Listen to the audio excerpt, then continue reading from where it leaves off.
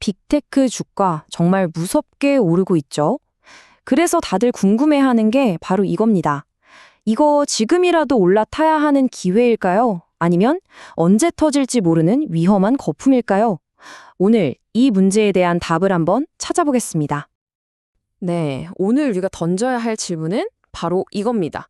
지금 이 엄청난 랠리가 과연 새로운 기술혁명의 서막인지 아니면 그냥 곧 터져버릴 또 하나의 거품인지 그 본질을 한번 깊숙이 들여다보겠습니다. 자, 그래서 이 질문에 답하기 위해서 오늘 이런 순서로 한번 파헤쳐 볼 건데요. 먼저 지금 빅테크 시장을 두고 거품이냐 아니냐 말이 많잖아요. 이 논쟁부터 시작해서 과거의 역사적인 버블들은 우리한테 어떤 힌트를 주는지 살펴볼 겁니다. 그리고 지금의 성장을 이끄는 두 개의 핵심 동력이 뭔지, 또 그 이면에 숨어 있는 집중과 투기라는 그림자는 없는지 다각적으로 분석해 보고요. 마지막으로 그래서 결론이 뭔지 딱 정리해 드리겠습니다. 자, 그럼 첫 번째 순서부터 시작해보죠. 역사는 반복된다고 하잖아요?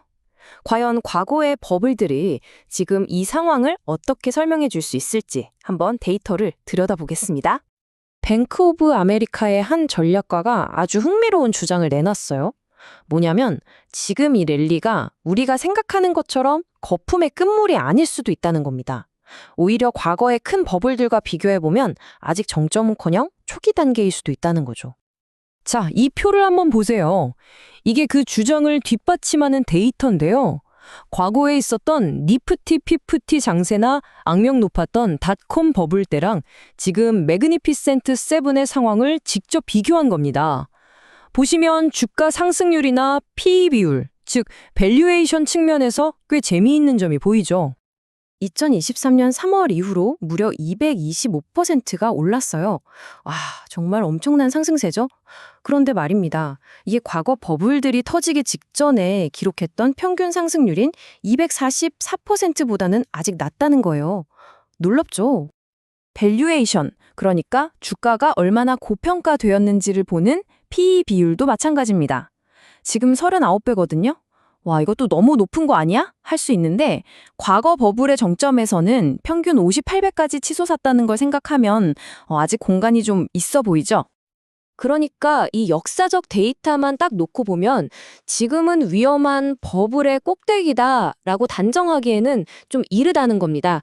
오히려 역사적 패턴을 따른다면 상승할 룸이 더 남아있을 수도 있다는 그런 시그널로도 읽힐 수 있는 거죠.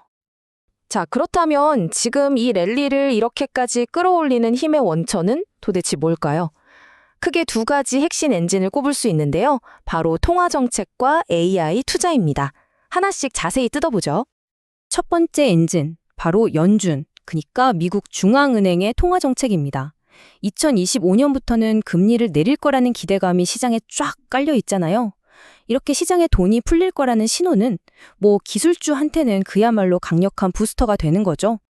왜냐하면 금리가 낮아지면 크게 세 가지 마법 같은 일이 벌어지거든요. 첫째, 기술 기업들의 미래 수익이 현재 가치로 환산했을 때 더 커 보이고요. 둘째, 채권 같은 안전자산에 있던 돈이 에이, 이자도 별로 안 주네 하면서 위험을 감수하더라도 더 큰 수익을 낼 수 있는 기술주로 옮겨오게 됩니다. 마지막으로 기업들 입장에선 돈 빌리기가 쉬워지니까 R&D나 설비 투자, 즉 혁신에 더 과감하게 돈을 쓸 수 있게 되는 거죠. 그리고 두 번째 엔진은 이건 정말 훨씬 더 뜨겁습니다. 바로 AI 군비 경쟁이라고 불리는 현상이죠. 지금 빅테크 기업들이 말 그대로 AI 인프라를 까는데 천문학적인 돈을 쏟아붓고 있어요. 미래를 위한 필수 투자라고 보는 거죠. 그런데 바로 여기서 역사의 경고등이 깜빡이기 시작합니다. 왜냐하면 지금 이 엄청난 투자가 2000년 닷컴 버블을 와르르 무너뜨렸던 통신사들의 과잉 투자와 너무나도 닮아있다는 지적이 나오고 있거든요. 이 차트를 보면 그 우려가 그냥 기우가 아니라는 걸 알 수 있습니다. 2000년 당시에 AT&T 같은 통신 대기업들이 벌어들인 돈의 72%를 설비 투자에 쏟아부었거든요. 근데 지금 빅테크 기업들도 수익의 거의 60%를 여기에 쓰고 있어요. 정말 소름 돋게 비슷한 수준이죠. 그래서 진짜 위험한 시나리오는 바로 이겁니다. 이렇게 어마어마한 돈을 쏟아부었는데 만약에 AI가 기대했던 것만큼 빨리, 그리고 크게 돈을 벌어다 주지 못하면 어떻게 될까요? 2000년에 통신망은 잔뜩 깔아놨는데 쓸 사람이 없어서 망했던 과잉 설비 사태가 이번에는 AI 버전으로 재현될 수 있다는 거죠. 자, 이렇게 강력한 엔진 두 개가 시장을 끌어올리고 있지만 이 화려한 불빛 뒤에는 어두운 그림자도 있습니다. 바로 시장의 집중 현상과 묻지마 투기라는 두 가지 구조적인 위험이죠. 물론 이걸 긍정적으로 보는 시각도 있어요. 골드만삭스 같은 곳에서는 이건 그냥 잘하는 기업들이 시장을 이끄는 아주 당연하고 긍정적인 결과다라고 말합니다. 수익성 좋고 펀더멘털이 튼튼하니까 당연히 주가가 오르는 거 아니냐는 거죠. 하지만 바로 그 점이 시장을 아주 취약하게 만듭니다. 생각해 보세요. 전체 시장의 운명이 단 몇 개의 기업의 손에 달려 있다는 건 그중 하나만 살짝 삐끗해도 시장 전체가 와르르 무너질 수 있는 그런 단일 장애점이 된다는 뜻이거든요. 실제로 우리도 이미 경험했잖아요.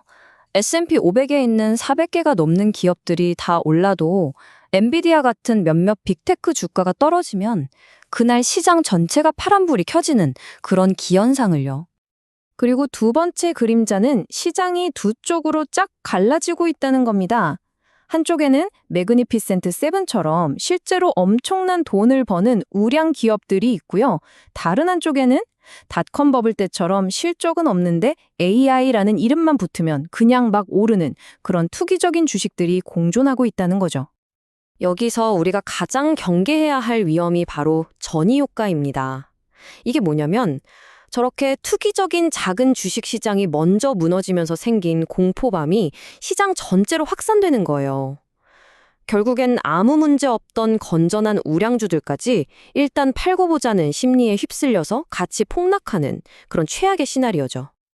자, 그럼 지금까지 살펴본 이 모든 증거들을 하나로 모아봅시다. 역사적인 데이터, 성장의 엔진, 그리고 이면에 숨은 위협까지. 과연 우리는 어떤 결론을 내릴 수 있을까요? 결론부터 말씀드리면 이건 거품이다, 아니다 이렇게 흑백 논리로 딱 잘라 말할 수 있는 문제가 아닙니다. 지금 시장 상황은요, 거대한 줄다리기 시합이 벌어지고 있는 현장이라고 보는 게 가장 정확해요. 한쪽에서는 역사적인 모멘텀과 금리 인하라는 강력한 힘이 랠리를 계속 위로 끌어올리고 있고요. 다른 한쪽에서는 과도한 AI 투자, 시장 집중, 투기라는 구조적인 위험들이 이걸 무너뜨리려고 아래로 잡아당기고 있는 거죠. 그래서 이 거대한 줄다리기에서 과연 누가 이길까요? 아직은 아무도 모릅니다. 이 이야기의 결말은 아직 쓰여지지 않았어요. 그래서 오늘 우리가 얻어야 할 가장 중요한 교훈은 바로 이겁니다. 이렇게 서로 부딪히는 힘들의 균형이 어디로 기울어지는지 앞으로 계속해서 지켜봐야 한다는 것. 왜냐하면 이 줄다리기의 결과가 바로 앞으로 몇 년간의 시장의 방향을 결정하게 될 테니까요.